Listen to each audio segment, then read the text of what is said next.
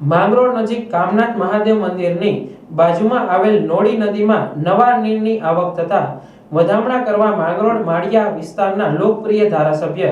ભગવાનજીભાઈ કરગઠિયા, રાષ્ટ્રીય બક્ષીપંચ મોરચાના ઉપાધ્યક્ષ વેલજીભાઈ મસાણી, માંગરોળ શહેર ભાજપ પ્રમુખ લીનેશભાઈ સોમૈયા, મહામંત્રી પરેશભાઈ જોશી, જિલ્લા ભાજપના આગેવાન રામસિંહભાઈ ડોડિયા, શહેર ભાજપ ઉપપ્રમુખ પ્રફુલભાઈ નાંદોલા, તાલુકા પંચાયત ઉપપ્રમુખ બાલુભાઈ કોડિયાતર, પૂર્વ મહામંત્રી દાનાભાઈ કામલા અને કારોબારી સદસ્ય રમેશભાઈ જોશી દ્વારા મંત્રોચ્ચાર કરી નવા નીરના વધામણા કરવામાં આવ્યા હતા. માંગરોળના ઉપરવાસમાં કેશોદ સહિત વિસ્તારમાં ભારે વરસાદ પડ્યો હોવાના કારણે માંગરોળ લંબોરા ડેમ ઓવરફ્લો થતા કામનાથની નોળી નદીમાં પાણી આવ્યા હતા, જેમાં ધારાસભ્ય ભગવાનજીભાઈ કરગઠિયા અને આગેવાનો દ્વારા નવા નીરની આવક થતા વધામણા કરવામાં આવ્યા હતા.